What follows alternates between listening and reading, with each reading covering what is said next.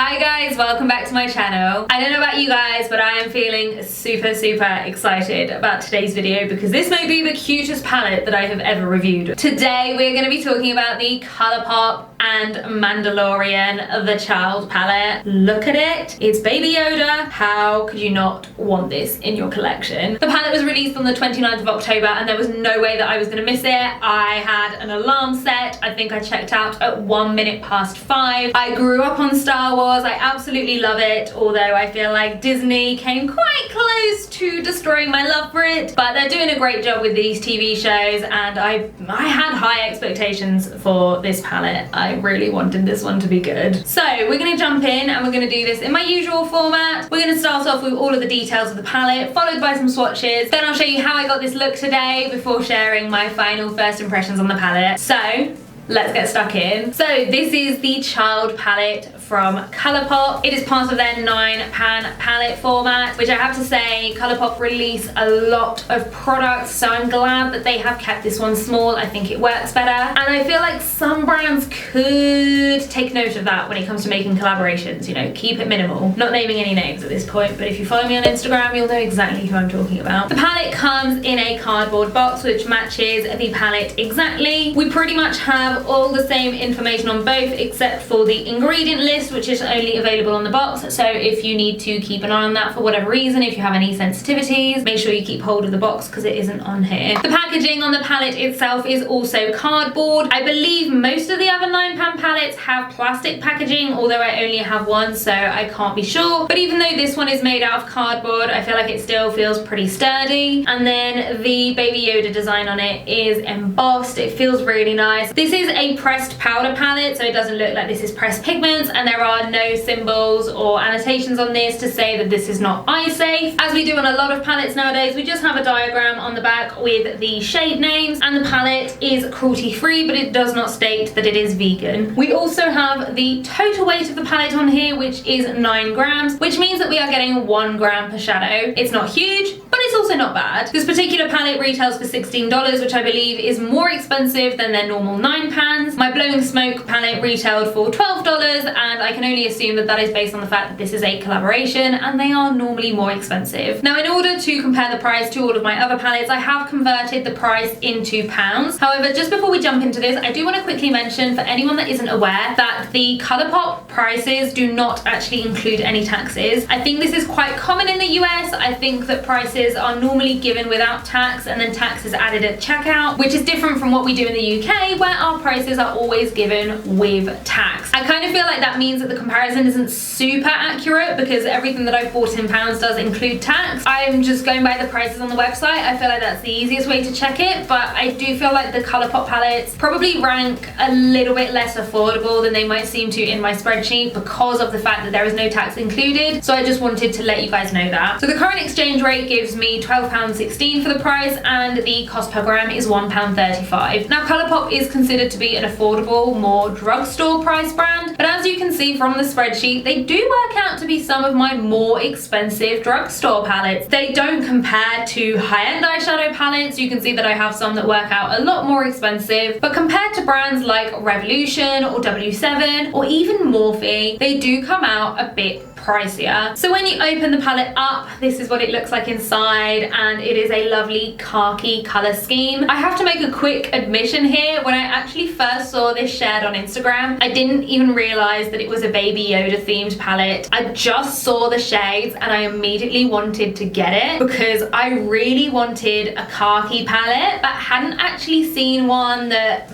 kind of satisfied that need that I have. Even if this hadn't been a Star Wars themed palette, I would have gone for this one. Also, it says cutest in the galaxy under the mirror, and that is just adorable. This definitely wins cutest palette in my collection. Let's move on to the swatches now, and the good thing is that because this is a small palette, they always go quite quickly. But if you don't like watching swatches, which I know some people don't, there will be timestamps in the description box down below so that you guys can skip ahead. Why did I wear a bracelet? That was not a smart idea. I'm gonna have to take it off. Ugh. Okay, so starting off with our first shade, which is called Precious Cargo. Pale shimmery shades never look like much on me when I swatch them because I am so pale. Then we have Right Hand Mando, which is a very, very pretty, very pale green. Next up is Just Like a Tatooine. I mean, I feel like this isn't the best swatch, but it's also a kind of medium light brown, so it's not super interesting either. Up next we have Sipping Suit. Felt very, very buttery as I was swatching it, and it is a very unique shade of green. I feel like it's not something that I really had in my collection. Then we have Baby Face. That is a very, very cute, more pastel-y shade. Then we have The Force. So it's a gold, but it also has a bit of a red duochrome to it. Swatched really well, that one. Then we have Little Frog.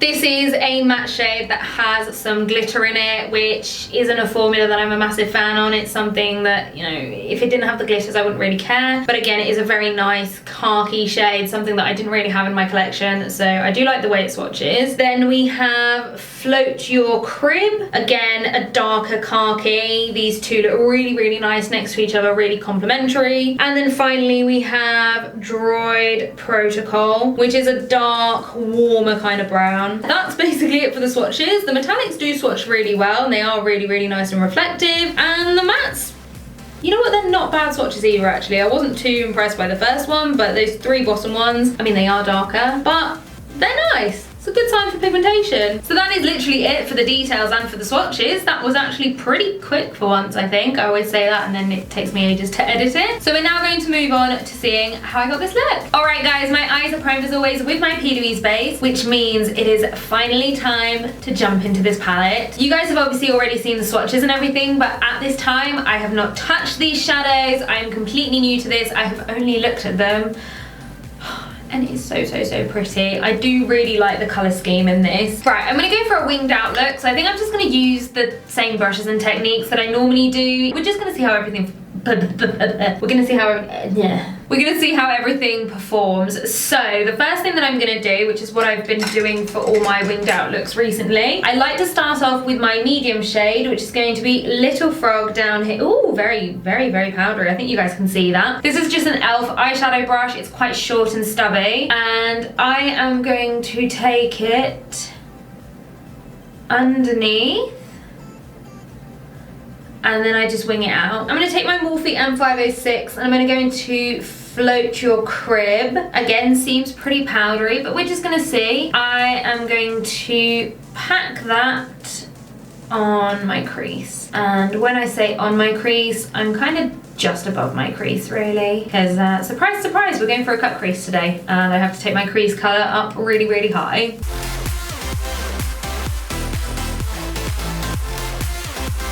I really could have done without the spot that decided to insert itself right at the front, right there.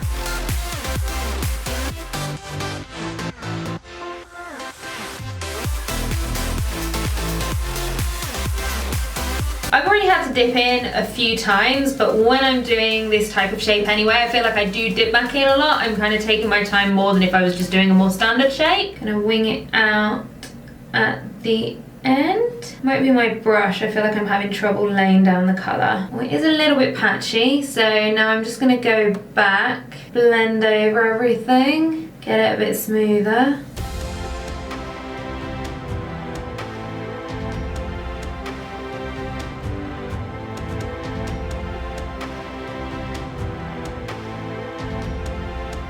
Yeah, it does seem a little bit patchy in some places, especially like here. I don't know if I packed on more colour or something. I guess we'll just have to see how it blends out with other shades, but little bit of patchiness to start us off with, basically. Okay, the colour seems to be doing a bit better on my left eye. I feel like it looks a bit less patchy, so I think I may just have packed a bit too much on this side. We're just going to carry on. We're going to go back into Little Frog for my second colour, and this time using Azo Viva 231. This is one that is a matte shade with sparkles in it, so we're gonna see how that blends out.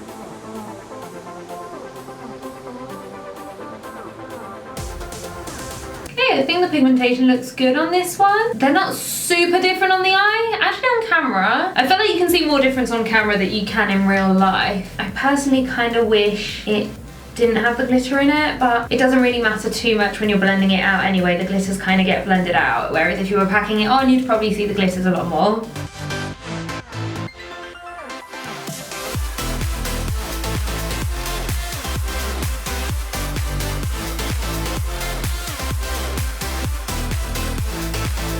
I would say overall it seems to be applying and blending pretty well, and I like the colours as part of the theme. I can see the colours from Yoda and from the child. So colour wise, I'm pleased, and they are definitely colours that I don't already have in my collection and colours that I wanted to add to my collection. I feel like I wasn't a big fan of this formula in the Sailor Moon palette, but this seems to have gone fairly well. Yeah, okay, I don't really have much else to add to that colour. Actually, that's gone quite well, really easy to blend. Can't really see the glitters in it, which I don't want to see in my crease. So yeah, I'm quite happy with that. I'm now going to go into the shade Babyface up here with my Morphe M456, and I'm going to blend that outer edge. I feel like this shade leans a bit more turquoise, so I kind of feel like that's covered up the previous one. I'm going to have to go in with more product, I think. Would have preferred this to be a lighter khaki, but oh well. Blending out really easily though, giving me that really nice soft edge that I love. This one is really effortless. I don't know if Colourpop's formula ever changes between palettes, but I feel like I'm having a much better time with this than the Sailor Moon palette. Not that I necessarily had a bad time with that one, I just feel like this is just easier. Yeah, I think the colour of this one is just a little bit off for me because I feel like it's kind of taken away from the khaki of the previous ones, but that was so easy. That was super easy. I really liked blending out with that actually. Drop the palette. I'm gonna go back into Little Frog, just on my Zoeva 231 again, and I am just gonna add a bit more. Oh, the colours look amazing on camera. I feel like they are coming out a bit more green and a bit more vivid. And then back in with my M456, no extra product. I am literally just blending. I've also now just realised that I forgot to fill in the inside, so I'm going to go into... I'm now going to go back into my Morphe M456 and I'm going to go into Float Your Crib, and I'm going to go back in on the outer corner, and I think we're going to try and fill in the wing. There we go, just filling in the outline that I did earlier, which I really should have done when applying this shadow, but I literally just forgot, okay? There we go, so just darkening the wing, and how far am I taking it? About a third. You know what this gives me? This feels like the colours that should have been in the Revolution Chilled palette. This feels more appropriate. I like that. I really, really do like that. And then I'm just going to take the Zoeva brush again. Again, no extra product. Just blending, and then the Morphe M456 again. Kind of taking it underneath at this stage as well, softening out that edge. Okay, my wing's gotten a little bit out of control, but I will neaten it up when I do my foundation. I'm just gonna go quickly cut my crease off camera and then I'll be right back. Alright, so I've just gone ahead and done a half cut crease, nothing particularly exciting, but you guys know I prefer doing them for reviews. I just feel like they're a good way of testing everything, and I feel like we might actually manage to test all of these shades in today's look. So I'm going to go into Right Hand Mando, and I'm taking a Morphe M124, which is just a nice flat brush, and when I tested the Sailor Moon collection, I wasn't a massive fan of the shimmers. They didn't all really work for me, so I am very curious. I feel like this is okay. It's nothing super exciting, but I do really like the shade because it feels like nothing that I have in my collection. But I do just want to try spraying my brush. So let's see. I'm just going to take my Collection Primed and Ready spray. Let's see if that makes a difference. I don't feel like it makes a difference in the intensity, but it feels a little bit easier to apply. Like, just a little bit less chunky. I do like the shade though. In the pan, it looks like it was going to be a bit more gold, but it is more like a off-white with a green tinge, and it's nice. I just don't really have anything else like this. So I have covered most of the cut crease with this, and I've gone into a bit of a diagonal. I quite like the way it looks. It's not super intense, but it's not one of those creamy formulas, which you guys know I don't like. So it doesn't feel thick or heavy on the eye or anything. I don't feel like I'll get a ton of texture with it. So we're off to a good start. I'm gonna take another flat eyeshadow brush, and I'm now gonna go into Sipping Suit, which again does not look like a creamy shade, so you guys know I'm happy. Ooh, that's pretty. That reminds me a little of one of the shades that is in the Forever Flawless Enchanted by Revolution. Like a more olivey green shimmer. I quite like that. I am just gonna spray the brush again just to see if that does anything at all. Seems rather unaffected. I'm just packing that in the remaining area on the lid. I really like these shades. I just think they're nice. They are very unique to my collection, and that is what really, really drew me into this palette. Obviously, apart from the major cuteness factor of it being the child palette, but it does contain colours that I wanted to add to my collection, and I feel quite happy with them so far. I feel like they've blended in together really well as well. Like, I don't feel like I need to go over them too much. I am just going to jump back into just a little bit more of Right Hand Mando, but they did just feel really easy to use. And then to finish off the cut crease, I'm just going to go back into a little bit more of Little Frog, just on the same Zoeva brush again. I'm just going to pat that over the edges, just to kind of deepen it up a little bit. Oh, that looks nice. Ooh, that is really, really pretty. I think that's really pretty. I feel like I didn't really have to work too much for it. Not the most intense shimmers, not the most metallic, but easy to use. And I feel like that is something that I look for a lot more these days. I want a shimmer to go on really easily. I don't want it to be a lot of work. And I would say that that falls under that category. Okay, so that just leaves us with the lower lash line, and what I'm gonna do is use this column over here that we haven't used at all yet. So, what am I going to start off with? I'm going to take a Morphe M508, which is a nice small brush, and I'm going to go into Droid Protocol, and I am going to pack that on into the lower lash line.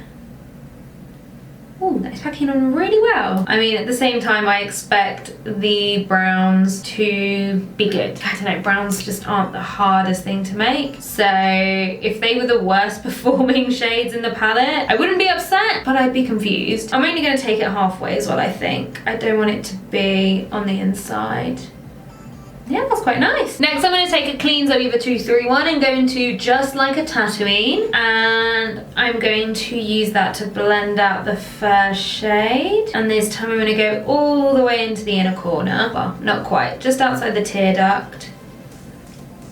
It's not the most interesting colour in the palette, but it is doing what I need it to. It's blending. It's just not super exciting. I can also see why it's in the palette, like it makes sense. You know, the palette as a whole, the colours make sense, and that's what I like about this so far. And then I'm gonna take my Morphe M506. I haven't added any extra product just yet. I'm just gonna kind of come and blend underneath, try and play connect the dots. That is starting to skip. I'm gonna take a little bit of Float Your Crib. And then actually now I think I'm going to take a bit more of Babyface on my Morphe M456, and I'm going to come in with it underneath. So I'm blending into the two brown shades, connecting everything up and really bringing it out into that wing. I think I'm just going to take the Zoeva brush from the lighter brown, which was called Just Like a Tatooine. Just make sure it's at the right height, I guess.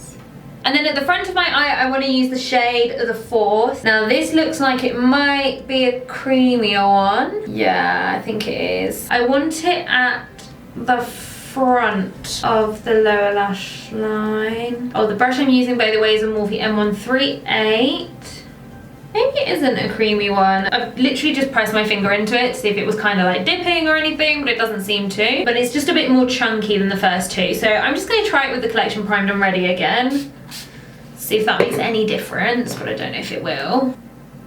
Oh, okay, I think it does actually. I think it has made a bit of a difference where it is a bit more chunky, so it has foiled it a bit. It's pretty. Okay, this palette is already looking so messy because the shadows are pretty powdery. But we have one shade left, which is Precious Cargo, and I'm going to use a Nancy Tapered Crease Brush. This one might be a bit more of a creamy one. I'm going to pop it on the inner corner. I feel like it has brightened things up, but you can't really see it. I don't know if spraying it is going to do anything because I think it is a more creamy one, but I've tried it with all the other shimmers so far, so I'm going to do it again. Yeah, okay, I think that does work a bit better. I just feel like I expected a bit more contrast with Right Hand Mando. I don't know if it's just because I've got it in such a small area, but it doesn't seem to pop all that much. I'm going to try it on a flat brush as well because I do want to highlight my brow bone, and I'm not going to spray or anything. Okay, it does, it is a bit chunky when you pick it up with a flat brush, so I think it probably is the same formula as the gold. Ooh, okay. I'm just going to take my Morphe M456 again just to get rid of the excess. Make sure I haven't got a harsh line. Does feel maybe a little bit patchy right at the back here, so I'm going to go back in with a little bit of Little Frog just on my Zoeva 231, just patting that over slightly and then bringing it out. Okay, that looks a bit better. And then just blending again with the Morphe M456. Alright, so that is it for the eyeshadow. I feel like that was pretty easy to do. It didn't take me too long. It didn't take too much work. So I think I am going to add some liners and then maybe other details, but I'm just going to go and do everything off camera. And when I come back, we'll have a chat about my final first impressions on the palette. Alright guys, here is the finished look. And I definitely did not just film my whole outro and then realise I hadn't actually hit film.